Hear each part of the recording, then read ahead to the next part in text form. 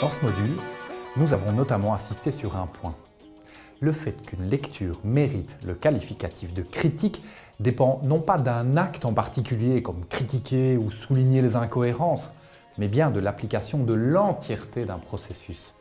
Le moment d'évaluation d'un texte au regard de certains critères, ce qu'on appellera désormais les opérations critiques, ce n'est que la face émergée de l'iceberg. Alors, quelles sont les couches immergées, peut-être moins directement visibles, mais qui permettent à l'édifice d'ensemble de tenir?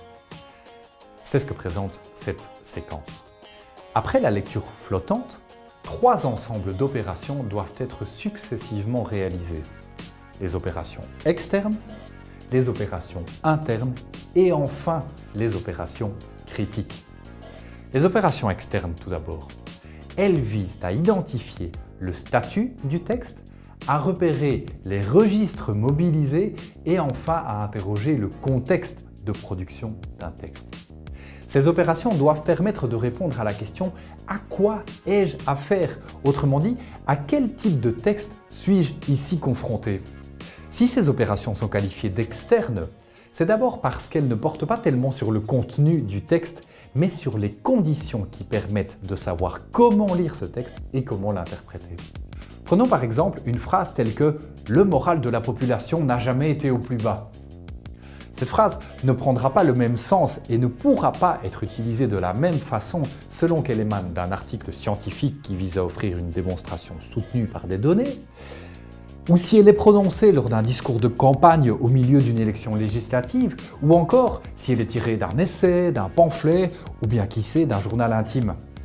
Ensuite, si ces opérations sont externes, c'est parce qu'elles supposent souvent de mener une enquête hors du texte, sur Internet, dans des encyclopédies, dans d'autres articles ou des ouvrages de référence par exemple, pour apprendre qui est l'auteur, quel est le statut de la revue, etc. Après les opérations externes viennent les opérations internes au texte. Celles-ci visent à restituer la logique interne du texte. De quoi ce texte parle-t-il? Quelles sont ses thèses et ses hypothèses? Quels sont les arguments qui les soutiennent? Comment le texte est-il structuré?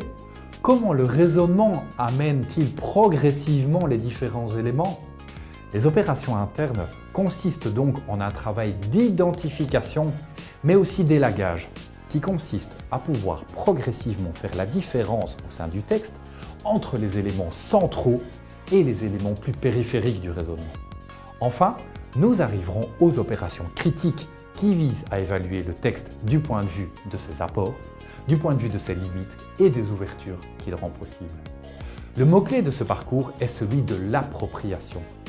L'idée fondamentale de la lecture critique est que l'évaluation ne peut être correctement faite que dans la mesure où on a correctement compris ce que l'on visait à évaluer. Il est donc indispensable de rentrer dans le texte. Bien sûr, il arrive que des lectures nous excitent d'emblée les méninges, alors que d'autres nous laissent de marbre. Nous allons sentir une affinité pour certains textes et ressentirons directement une antipathie pour d'autres. Il n'y a rien d'anormal à cela. Et d'ailleurs, les textes que vous serez amenés à lire sont de qualité très variable sur le fond comme sur la forme. Mais il est essentiel que dans tous les cas, le lecteur que vous êtes accepte de jouer le jeu du texte. Autrement dit, qu'il lui fasse crédit. Faire crédit à un texte ne signifie pas qu'il faille être d'accord avec celui-ci et reprendre à son compte ce qu'il écrit ou ce qu'il prétend. Il s'agit plutôt pour le lecteur d'adopter une attitude où on laisse le texte déployer le raisonnement sans lui couper l'herbe sous le pied en se forgeant par exemple un avis dès les premières lignes.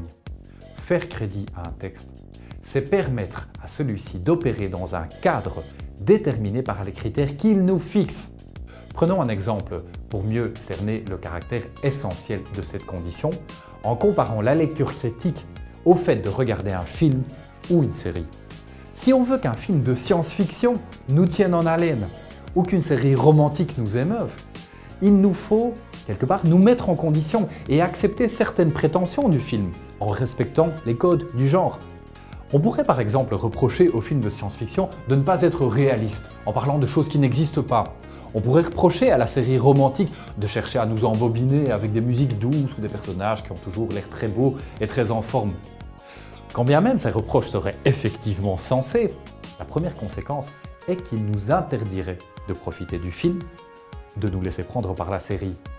En revanche, accepter de jouer le jeu du film permet par la suite de se demander si, du point de vue de l'expérience que nous avons vécue ou du point de vue des codes de la science-fiction ou du romantique, ce film était un bon film ou au contraire un film de piètre qualité. Il en va exactement de la même façon lorsque l'on rentre dans un texte. Jouer le jeu du texte, c'est se l'approprier sans le disqualifier ou sans le célébrer à l'avance à cause par exemple de son style, de son sujet ou de sa date de parution trop ancienne pour ensuite pouvoir enfin chercher à l'évaluer mais à l'aune de ses propres prétentions. Avant d'entamer la description concrète des différentes étapes, il faut rappeler une précaution cruciale. Cette séquence fournit des repères importants pour les opérations externes, internes et critiques. Mais elle ne prétend pas remplacer une description plus complète que l'on peut trouver sur d'autres supports. Surtout, les repères fournis ne sont d'aucune aide s'ils ne sont pas mis en pratique encore et encore de très nombreuses fois pour acquérir progressivement une certaine fluidité. Vous l'aurez compris, le secret de la lecture critique, c'est justement qu'il n'y a pas de secret, pas de checklist, pas de potion magique, simplement un apprentissage progressif.